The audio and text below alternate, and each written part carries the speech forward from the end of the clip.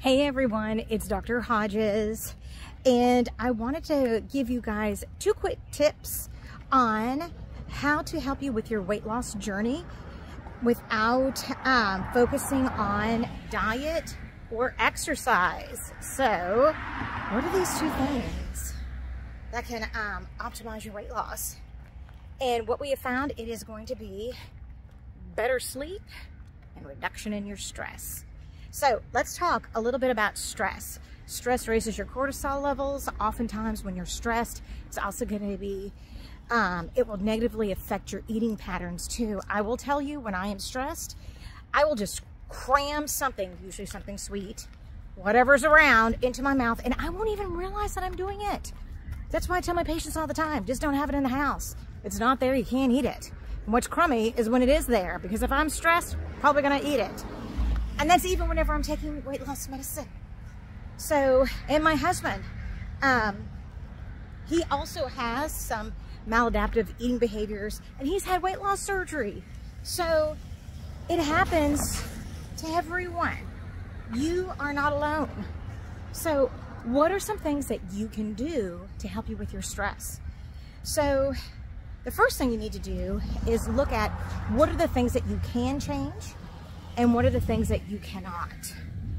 And the things that you cannot change, then what you need to do is to look at what are some things that you can do to help de-stress.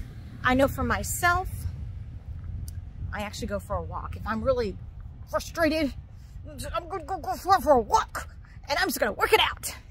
And I usually feel tremendously better. There's also a lot of natural endorphins that come out. So exercise is really good. Now I realized at the beginning of this video, I said, what are 2 things that you can do to help you with your weight that are not specifically diet or exercise related?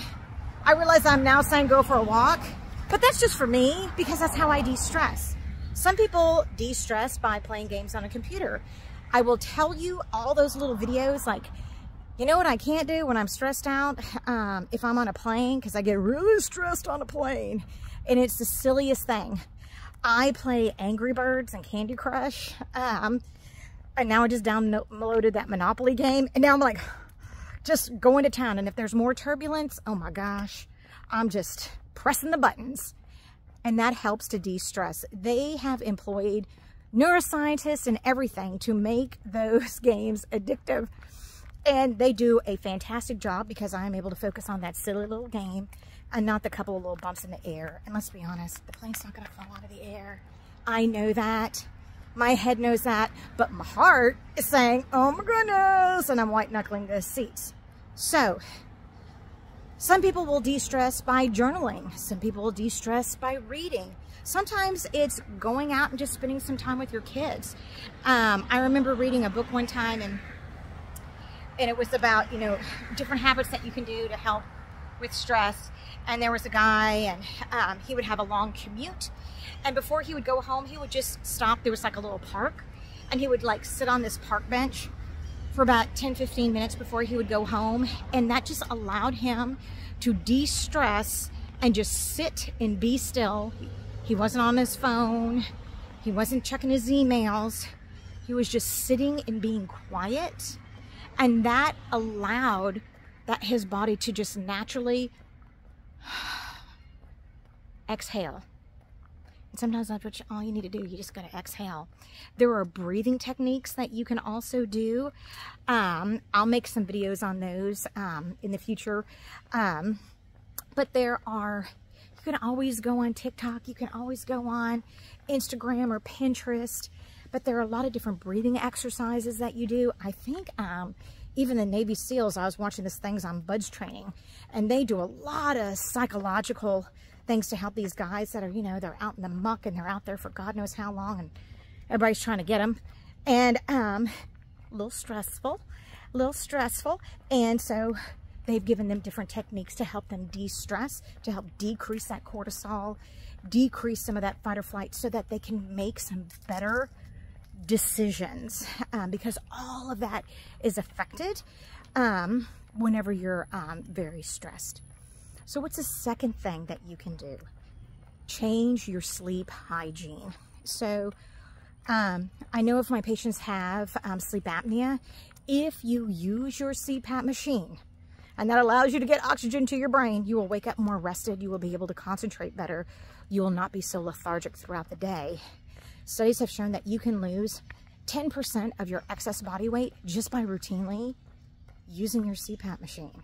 So use your CPAP, get your oxygen.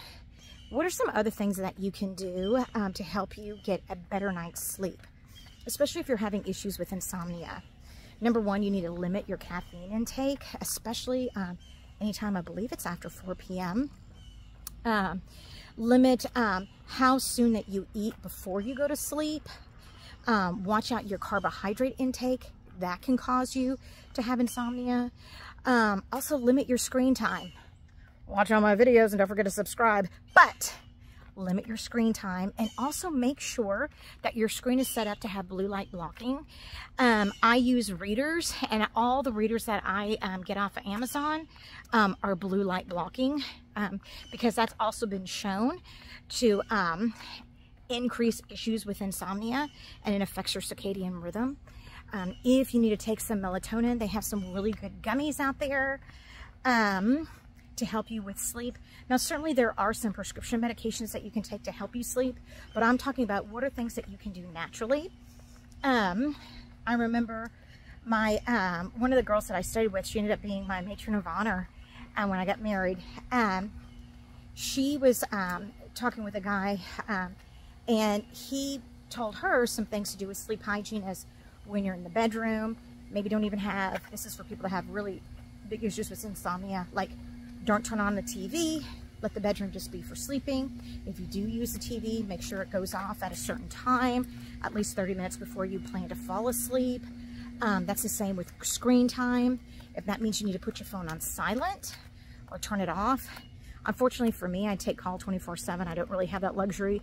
However, I will say the other luxury that surgery residency taught me is that I could probably stand next to this tree right here, and if I stayed really still for a minute, I could probably fall asleep. So you always learn in surgery residency, get your sleep when you can.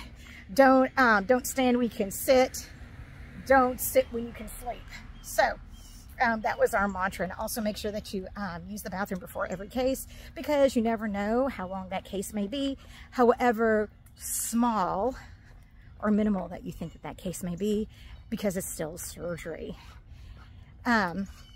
So I really encourage you, look at your sleep and really try to get, like, I think it's 6 to 8 hours of sleep every night. Today is a perfect example. You're going to start seeing some videos, and I all seem to be wearing the same shirt. That's because my creative juices are flowing. And you know why? 2 big things I did. And I'm going on this extra long walk. Number one, I de-stressed. So I got in a whole bunch of paperwork, and I finished my corporate taxes. Yay! So my stress level is low. And then number 2, I got a really good night's sleep. Margie had a sleepover last night. And so instead of coming in to wake me up at early in the morning on the weekend, she and her little friend were just downstairs. They're kicking it, watching TV. So I got to get up at the crack of 8 a.m. For me, that's sleeping in. It was awesome. It was awesome. So I got a good night's sleep. I'm nice and de-stressed. I feel like $1,000,000. It is great. So I encourage you guys, just make those 2 changes and you'd be really surprised how it will affect your body, and it will allow you to be more clear-headed to do all the things that you need to do on a daily basis. Certainly having a lower stress level, getting enough sleep, all of these things not only are going to have a good impact on your waistline, but it's also going to have a wonderful impact just on your day overall. So hope this helped. Go get some good Z's and get that de-stressing going.